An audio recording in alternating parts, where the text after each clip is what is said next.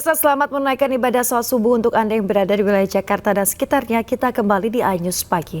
Pemirsa, pasangan suami istri pedagang kaki lima mengamuk saat dirazia Satpol Pamong Praja di kawasan Senen, Jakarta Pusat. Mereka tidak terima terpal yang digunakan sebagai peneduh dari hujan dan panas diangkut paksa oleh petugas.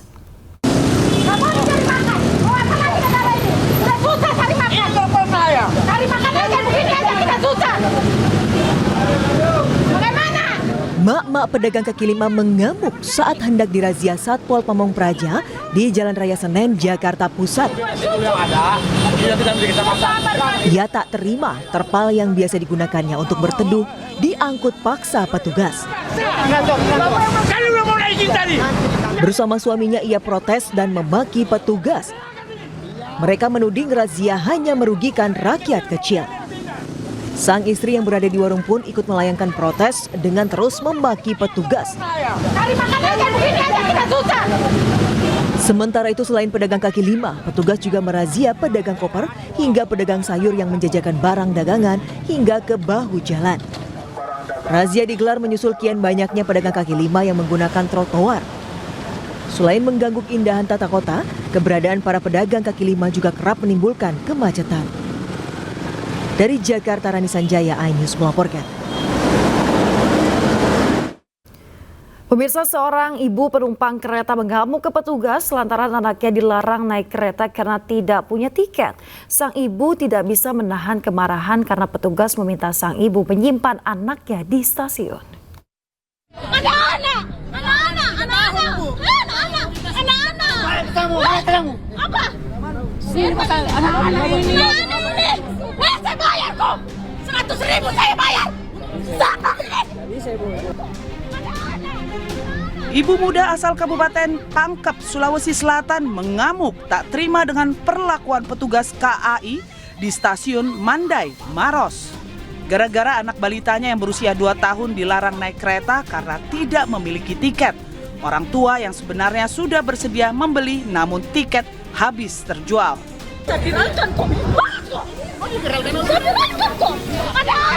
Yang membuat kesal ibu tersebut saat itu petugas sambil tertawa malah meminta agar orang tuanya menyimpan anaknya di stasiun ini.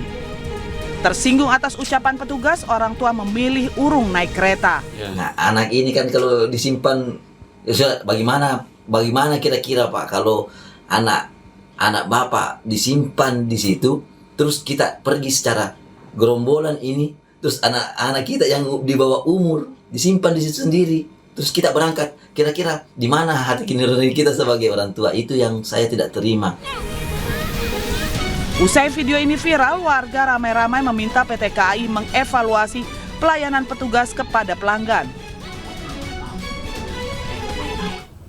Pemirsa, ASN mantan Sekwan DPRD Kabupaten Oku Selatan digerebek sang istri saat sedang berselingkuh di kamar kos. Nyaris terjadi adu jotos saat warga berupaya menghakimi pelaku.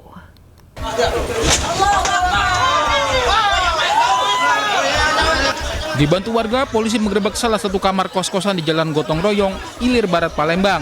Petugas harus mendobrak pintu kamar kos-kosan untuk mengamankan seorang oknum ASN yang sedang bersama wanita selingkuhannya.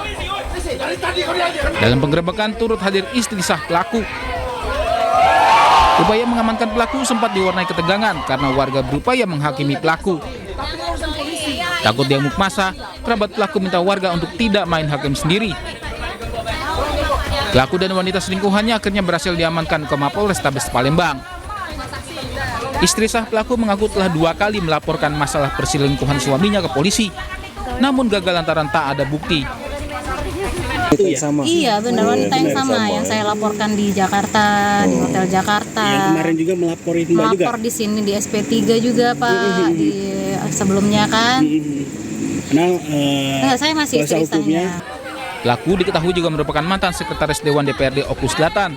Bersama selingkuhannya, pelaku kini diperiksa intensif tim penyidik Unit Perlindungan Perempuan dan Anak Polrestabes Palembang.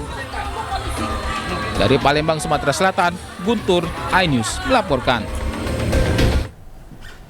Pemirsa, kesal tak dianggap serius oleh polisi seorang istri korban kekerasan dalam rumah tangga di Bekasi, Jawa Barat akhirnya memutuskan mengadukan nasibnya ke petugas pemadam kebakaran.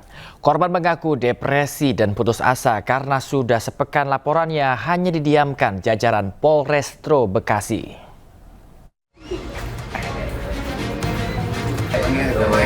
Tim damkar mendatangi rumah seorang ibu yang mengaku mendapat kekerasan rumah tangga dari suaminya di Bekasi, Jawa Barat.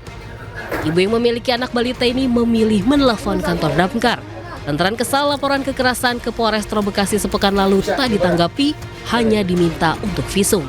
Saat menelepon nomor 112, ibu muda ini mengaku depresi dan putus asa atas masalah yang dihadapinya. Suaminya kerap memukulnya hingga lebam dan cedera telinga. Sekarang Iya, sekarang kalau nggak ke damkar mau ngadu siapa? Ngadu polisi nggak ada tanggapan. terus hasilnya gimana Bu setelah laporan damkar Bu? Ya alhamdulillah sih dapat bantuan juga dari damkarnya untuk proses selanjutnya. Oh, nanti selanjutnya ini Ibu mau dibawa kemana sama damkar atau gimana tanggapannya? Mau minta tolong ke rumah sakit sih buat. Atau gimana? Ya, kita lagi nunggu unit dari PSC untuk dibawa ke rumah sakit karena yang kita takutkan ada pendarahan otak karena sudah dari hari Jumat. Usai dilakukan pemeriksaan awal, sang ibu langsung dibawa dengan ambulans untuk pemeriksaan lebih lanjut. Sementara itu dari keterangan para tetangga, suami korban memang kerap menganiaya istrinya dan pergi begitu saja. Polisi diminta segera merespon laporan korban. Dari Bekasi, Jawa Barat, Rahmat Hidayat, iNews melaporkan. Miris pemirsa, seorang bocah perempuan berusia 10 tahun ditemukan tewas mengenaskan dengan kondisi tanpa busana di sebuah kamar mes salah satu perusahaan tebu di kawasan Kabupaten Tulang Bawang, Lampung. Diduga bocah malang tersebut menjadi korban pembunuhan dan juga pemerkosaan.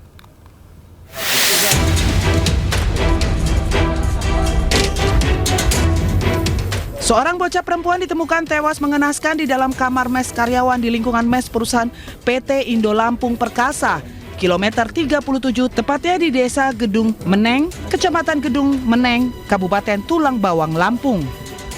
Bocah perempuan berinisial RMZ berusia 10 tahun yang sempat dilaporkan hilang saat ditemukan korban dalam kondisi tergeletak tanpa busana. Selain itu, mulut korban mengeluarkan busa dan ada sejumlah luka pada bagian belakang leher korban, serta adanya bercak darah pada alat vital korban.